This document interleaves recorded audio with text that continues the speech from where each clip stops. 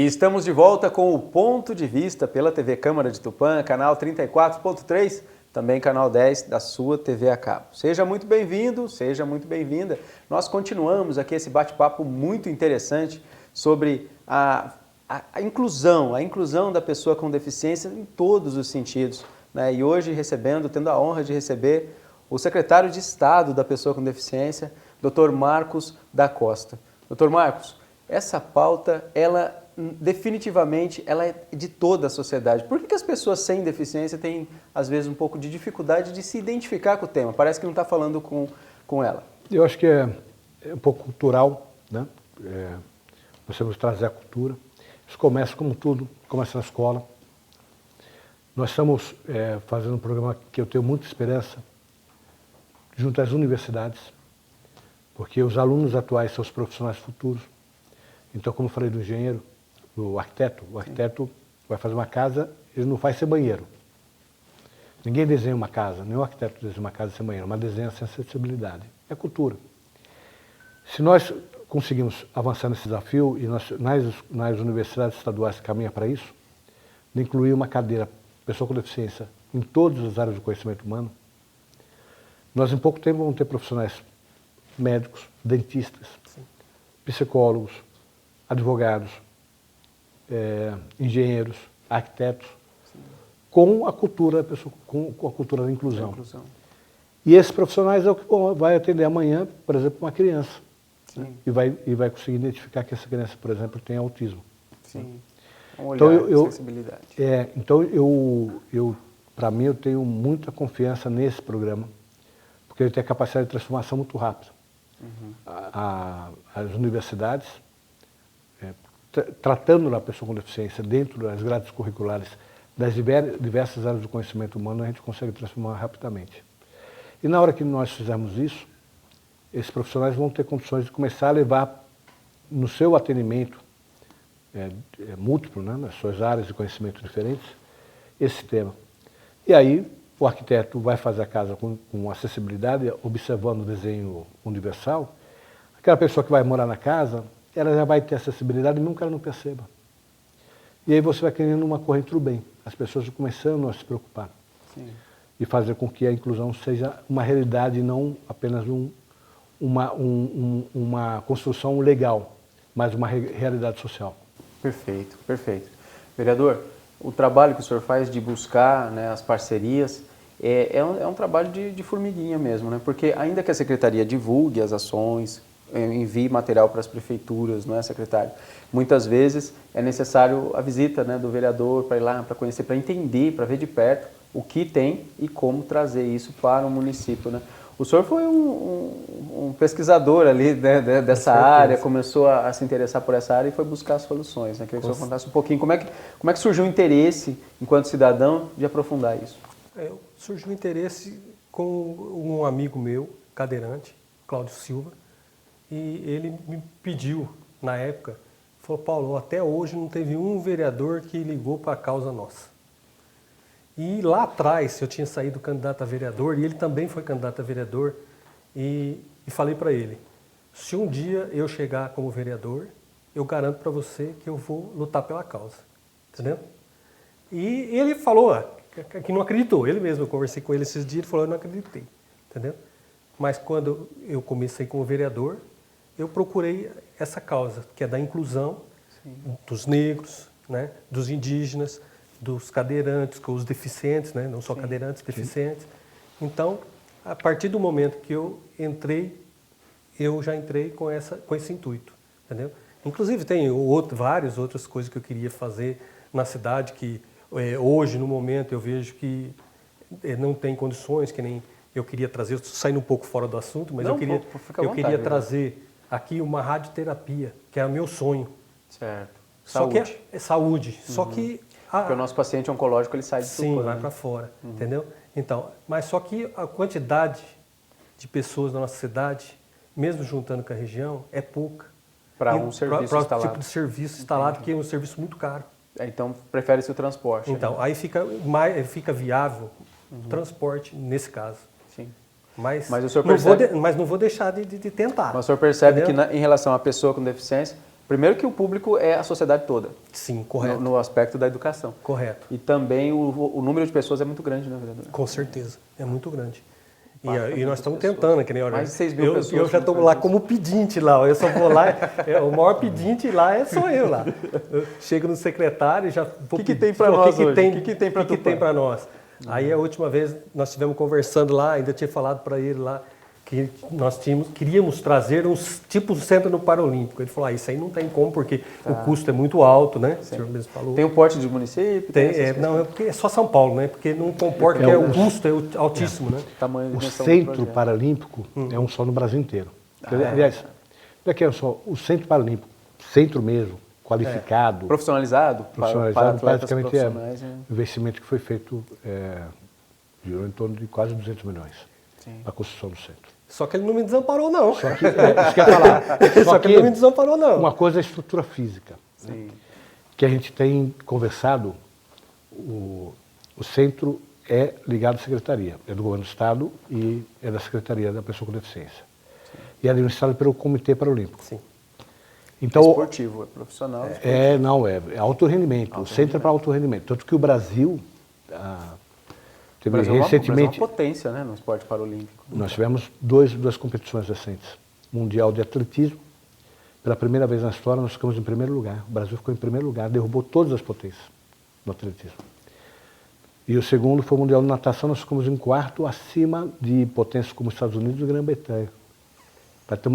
E muito contra o Centro Paralímpico. Né? Sim.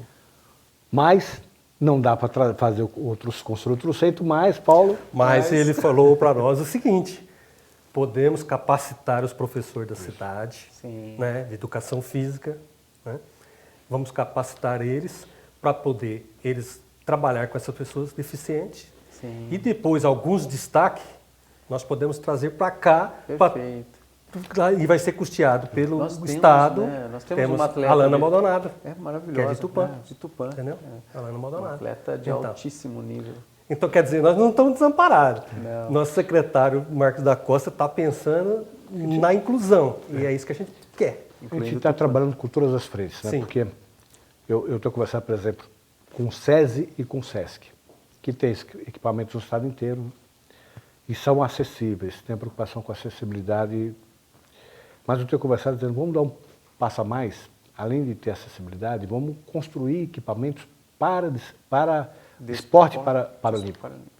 Então nós temos esporte, por exemplo, o goalball, que não tem um similar no olímpico. É um esporte específico. Para a pessoa com deficiência visual. São 3 jogadores de cada lado, né? É parecido com queimada, só que você tem um gol.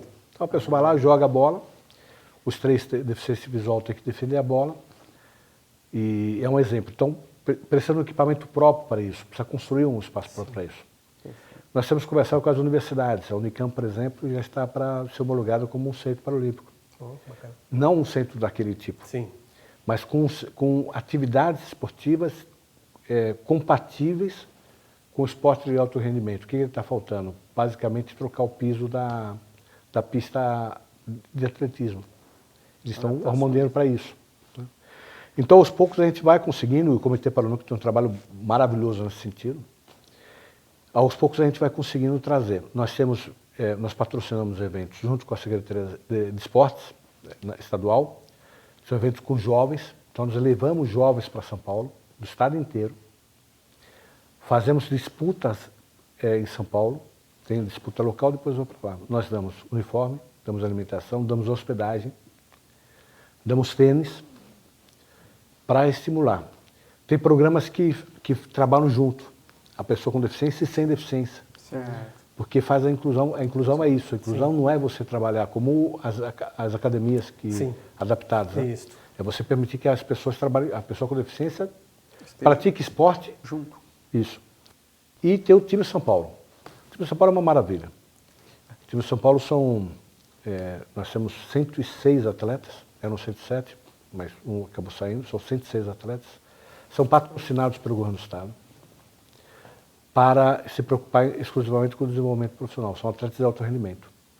Então, quando eu falei que o Brasil foi o país histórico isso, no último Mundial de Atletismo, que foi em Paris, O ano que vem tem os Jogos, Paralímpicos. O Mundial foi esse ano. Nós estamos há um ano nos Jogos. O Brasil ficou em primeiro lugar no número de medalhas, segundo número de medalhas de ouro. Só faltou 2 medalhas. A China ficou 2 medalhas de ouro a mais, mas o número de medalhas o Brasil ficou em primeiro lugar. É impressionante o resultado. Metade é do time São Paulo. São atletas patrocinados por nós. No Mundial de Natação, que nós ficamos em quarto lugar, que é uma meta maravilhosa, né? Eu disse, nós derrubamos potências como Estados Unidos, potências como... E mais um detalhe, a hora que entra a Rússia, porque a Rússia está proibida, a hora que entra a Rússia, a competição da Rússia, ela vai tirar medalhas vai favorecer o Brasil, porque ela vai disputar e tirar medalhas dos adversários dos chineses, Brasil.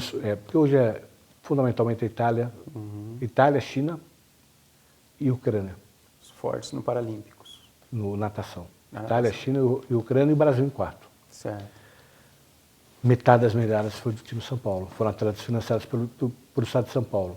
Política pública. Política pública. E esses atletas é bom, porque não é só a autoestima que gera, quando você vê um atleta exemplo, nosso... Né, secretário? É um exemplo. Né, quando você vê um atleta nosso ganhando uma medalha olímpica e tal, poxa, né, a gente fica feliz. A gente fica feliz, com uma autoestima de país, de nação. Sim, isso. Mas é como você disse, o exemplo para a criança. A criança com deficiência, a hora que vê aquilo, fala assim, nossa, mas ele pode, eu também posso. Transformador. É transformador. Então a gente trabalha isso com muito carinho e assim orgulha muito. E o governador Tarcísio, semana passada, recebeu os paratletas do time de São Paulo lá no Palácio. E ele ficou emocionado, né? Fantástico. E os atletas também ficaram emocionados, porque foi a primeira vez que o governo está realmente muito presente. Eu tenho ido quase toda semana no Centro Paralímpico, participando de competições, acompanhando, para dizer, o governo do Estado está aqui, está apoiando, e vamos juntos construir um país melhor. Pegando esse gancho do esporte, pegando esse gancho do exemplo, é mais ou menos isso que o Todas em Rede faz com as mulheres. Ao, por exemplo, você ter ali um compartilhar de experiência, como o da Caroline dos Reis, que a gente teve a alegria de entrevistar. A nossa edição coloca umas imagens da Carol falando, né, agora há pouco, no evento lá da assinatura do convênio. Ela é coordenadora do Todas em Rede. Ela é jornalista, viu, secretário? Ela me contou, né, que é jornalista. Nós colocamos ela como coordenadora. Sim. É uma deficiência visual sensacional. Ela fez uma apresentação lá, sem necessariamente estar visualizando a tela que ela apresentou, mas pelo conhecimento, pelo estudo, né? Mostrando, a ideia foi mostrar que pessoas com deficiência, você sabe que a deficiência visual, além de ser a que tem um maior número de pessoas, né, estatisticamente, os deficientes visuais são as que, dentro das pessoas com deficiência, são aqueles que têm um maior preparo acadêmico. São mais leitores? É incrível. E aí gera... À vontade.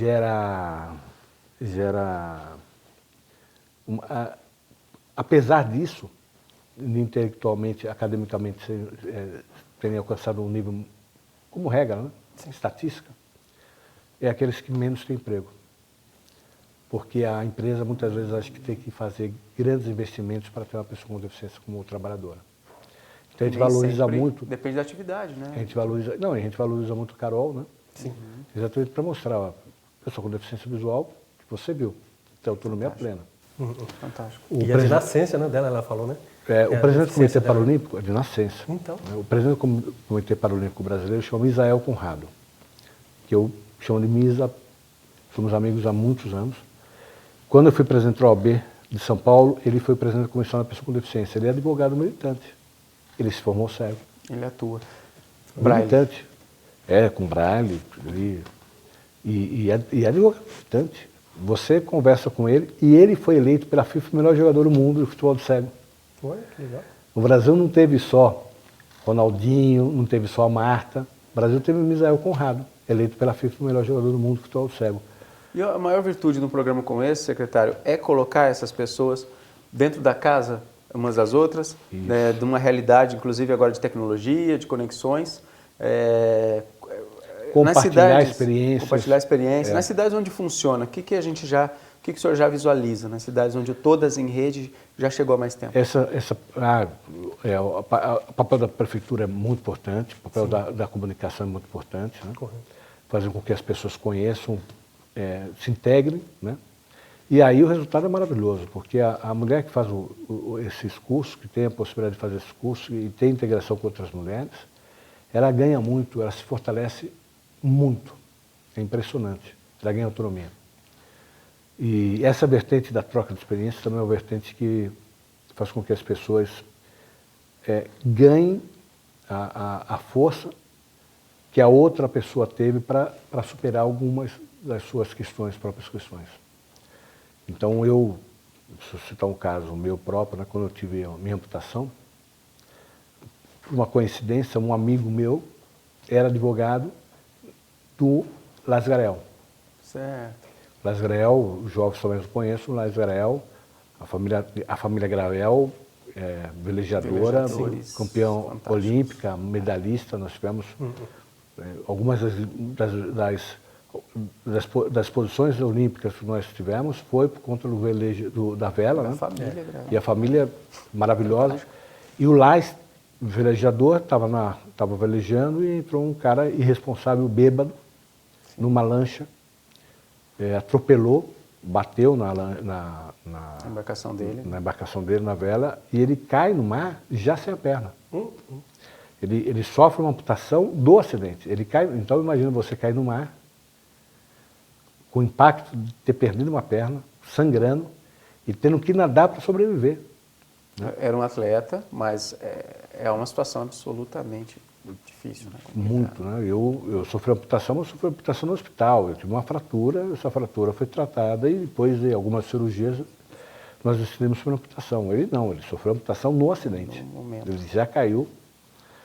E aí foi conversar comigo, a gente trocou experiências e tal, depois viramos grandes amigos, chegamos a dar palestras juntos, né? Contando a nossa experiência, e cada vez que a gente dá palestra, a gente recebe o retorno que nós recebemos, são pessoas que foram lá e que vão contar suas experiências para a gente, e faz com que nós saímos mais fortes. Sim. Então é um processo que eu valorizo demais. Fortalecimento, né? Pela experiência, pelo compartilhamento das histórias. Você percebe, eu quando fui sofrer amputação, o meu médico um dia chegou, não era da equipe que estava me tratando, eu tomei a decisão de sofrer amputação, e aí aparece um doido no meu quarto à noite, fazendo barulho, eu lembro, 11 horas da noite, fazendo barulho. Era um médico que fez faculdade com a médica que cuidava do meu sogro. Meu sogro comentou com a médica falou assim, eu conheço o médico que mais conhece a questão da amputação no Brasil, chama Marco Guedes. Vou falar com o Marco Guedes, então ele apareceu e ele apareceu amputado. Ele tinha amputação com 17 anos, por isso que ele foi na medicina e se especializou nisso. E aí eu fiquei perguntando para ele, eu falei, como é que você faz? Como é que você anda? Né? Como é que você não sei o quê? Que hora que você tira a prótese? Dá para jogar bola com prótese? Perguntei a ele. Falei, Marcos, até dá, mas o problema é o seguinte, é que você vai quebrar muito o pé por aí, porque cada vez que você chutar com a perna de ferro, você chuta um pé normal, você vai quebrar o cara. Então essa troca de experiências é muito rica, porque faz com que a gente perceba que às vezes alguma coisa que nos gera muita preocupação pelo desconhecimento. Não há motivo para aquilo. É isso. Né? Vereador, todas em rede, a gente pressupõe, né, computadores, né, acesso a plataforma, tablet ou locais. No caso, tem pessoas que estão numa invisibilidade total. Né? Como é que entra o trabalho aí do município? O senhor tem esse diálogo, tem essa articulação com os CRAS, com as unidades de saúde, para, de repente, tirar essa pessoa de dentro de casa, né, e trazê-la para o convívio social. Como é que funciona isso? Como é que o poder público pode fazer isso? Acelerar, inclusive. Sim, o poder público, por meio da Subsecretaria de Direitos Humanos, né, ele vai fazer convocação, mandar o convite, pedir a divulgação na Câmara, nos órgãos de imprensa e também pedir para as pessoas do CRAS, posto de saúde, entendeu? Para poder... As entidades. Para as entidades, para poder fazer essa inclusão. Terceiro setor, né? Muito importante. Entendeu? Porque tem que trabalhar em conjunto. E se você trabalhar só o poder público, não tem como. A nossa equipe de edição está colocando aqui, né, o endereço www.todasinrede.sp Porque SP porque é política de Estado, né, secretário? A gente acabou de aprender. Então, @sp.gov.br. É isso? Muito bem, Acertamos? perfeito. Aí. Então, esse endereço eletrônico ele é muito importante. Às vezes a pessoa tem uma deficiência lá que não permite que nesse momento ela esteja nos ouvindo e até nos vendo. Mas alguém que tem acesso ao nosso programa, tem acesso ao ponto de vista, está acompanhando, pode ajudar, pode direcionar e fazer todo esse trabalho aí de inclusão, né, secretário? Vamos falar de tecnologia? As tecnologias, né? Vocês precisam muito das tecnologias para os programas chegarem a todas as pessoas, né? Evidentemente, ainda que haja uma proposta de fazer mais encontros presenciais também com os parceiros. Mas como que está no Brasil a tecnologia para a pessoa com deficiência? Locomoção, comunicação, enfim, como é que está essa questão? Infelizmente o Brasil, apesar de ser uma das maiores populações mundiais em termos de pessoas com deficiência, nós não conseguimos desenvolver um parque tecnológico adequado para isso. Nós não desenvolvemos. Seja do ponto de vista do tecnologia computacional, seja numa prótese, seja numa cadeira de roda. É caro. É importado, caro. Muitas vezes a tecnologia chega no Brasil que é acessível por uma população, pela média da população. Sim. É uma tecnologia superada. Já. O SUS, ou a prótese no SUS, por exemplo, faz 20 anos que não tem reajuste. Então a prótese oferecida pelo SUS é uma prótese absolutamente desatualizada. Quando isso causa dor no coração nosso, dor na perna da pessoa, porque a pessoa vai usar uma prótese que não vai servir a ela. Sim. E muitas vezes ela vai pegar a prótese, colocar na mala e vai continuar andando muleta, porque a dor é tanta que ela não consegue usar. Não usa. Eu tive a sorte de ter uma condição financeira, como advogado que eu era, eu tinha uma condição financeira, uma reserva financeira, que me permitiu, diante de um acidente, comprar uma prótese que é americana. A prótese que eu uso é americana. Certo. Então o que a gente está fazendo? Nós fizemos uma parceria inédita com as nossas universidades, com a USP, com a Unicamp, com a Unesp. O IPT Soube entrou, a Univesp, que é a Universidade Virtual, entrou agora, mais recentemente. E as universidades se comprometeram a fazer pesquisas em conjunto. Esse é o ineditismo. Se a Unesp, que acontece em Bauru, está desenvolvendo uma prótese, um joelho, com material, resultado de pesquisa brasileira, uma tecnologia nossa, não precisa a USP também abrir uma frente e tal. Vamos somar, vamos fazer a mesma pesquisa, vamos. E as universidades toparam fazer isso. Aí eu conversei com o presidente da FAPESP, que é a principal agência de fomento à pesquisa do Brasil, o professor Zago topou entrar e a FAPESP vai não só financiar a pesquisa, mas vai trazer as empresas para, na hora que a pesquisa estiver pronta, madura e patenteada, a empresa produzir. Perfeito. E a minha expectativa, produtos nacionais, né? Seja uma solução tecnológica. Agora mesmo nós estamos falando com a FAPESP num edital. E esse edital vai contemplar pesquisa para pessoa com deficiência visual, auditiva, motora e intelectual. Então, só para exemplificar, no intelectual, a nossa vontade, nós estamos conversando com eles para que a pesquisa seja financiada a pesquisa para uso de inteligência artificial para a construção de linguagem fácil. Porque a pessoa com deficiência intelectual, muitas vezes, ela não consegue compreender uma linguagem corriqueira, ela precisa de uma linguagem mais simples. Okay. E a pesquisa, nós estamos trabalhando com a FAPESP para financiar uma pesquisa de usar a inteligência artificial para facilitar a comunicação. Seja uma comunicação com a pessoa com deficiência visual, seja comunicação com uma pessoa com deficiência auditiva, Libras, por exemplo, seja comunicação com uma pessoa com deficiência intelectual, né, com financiamento pela FAPESP. Ciência, assim, eu tenho muita experiência nisso. Desenvolvimento, né, os alunos, os estudantes, os acadêmicos trabalhando nesses projetos, transformando a sociedade. Eu lembro que nós tivemos a pandemia e o mundo comprava, disputando o ventilador pulmonar. Sim. $200 mil, $300 mil, e a USP, em tempo recorde, produziu um ventilador pulmonar por R$5 mil. Nós temos o mundo inteiro discutindo o genoma do vírus e tal, e os pesquisadores brasileiros quebraram o genoma, destrinjaram em tempo recorde no mundo. Sim. Então, são esses pesquisadores, são inteligências nossas, preparadas pela gente, são pessoas valorizadas no mundo inteiro, Muitas das pesquisas que foram feitas em laboratórios que desenvolveram em tempo recorde as vacinas, as pesquisas eram coordenadas por brasileiros, que hoje foram contratados por países como a Inglaterra, como os Estados Unidos, para desenvolver a pesquisa. E cientistas, muitos deles com deficiência. Cientistas, muitos deles com deficiência, que é outra dificuldade que nós temos, que as universidades toparam também enfrentar esse desafio, que é assegurar acessibilidade dentro das universidades. Porque você tem, por exemplo, pega o caso do TEA, do autismo. Sim. Você tem pessoas com autismo com altas habilidades. Você tem grandes cientistas autistas, você tem grandes empresários autistas, você tem grandes jogadores de futebol que são autistas. Sim. Né? É. Então, só que se ele não tiver um ambiente adequado dentro de uma universidade, ele não vai conseguir nem se formar. Sim. Ele não vai conseguir concluir o curso. Então, as universidades toparam essa iniciativa e uma das frentes que nós abrimos é a acessibilidade dentro das universidades.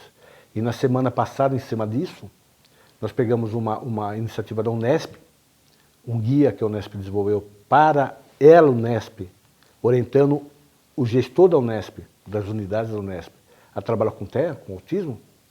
Pedimos adaptação, eles adaptaram e nós distribuímos para mais de 4 mil unidades de ensino superior do Estado de São Paulo, ensinando as unidades de ensino superior do Estado de São Paulo a trabalhar com autismo. Perfeito, secretário. Secretário Marcos da Costa,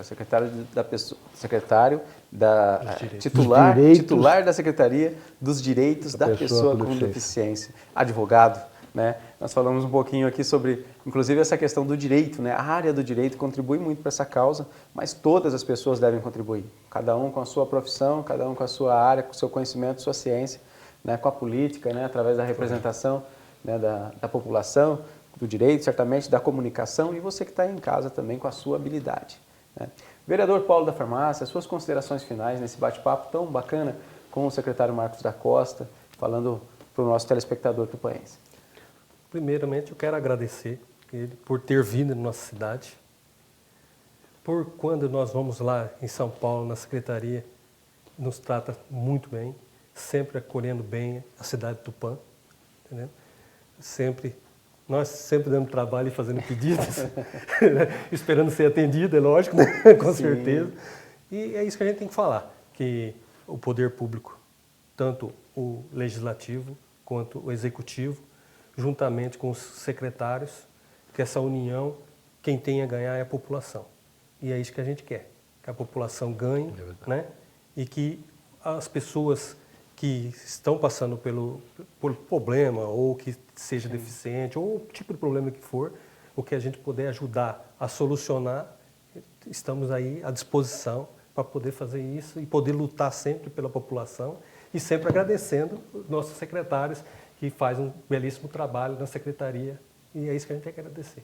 É isso aí, cidadania aplicada. É isso aí. Doutor Marcos, muito obrigado, doutor Marcos. Foi uma aula Imagina. aqui, certamente, né? Nós aprendemos muito com o senhor hoje e nós queremos agradecer e também deixar o senhor muito à vontade para falar com o nosso telespectador. Eu que agradeço o Paulo, nosso prefeito Caio, pelo convite para estar aqui. Eu voltar a Tupã, uma terra que eu tenho tantos amigos, pude revê-los hoje, uma alegria. Sim.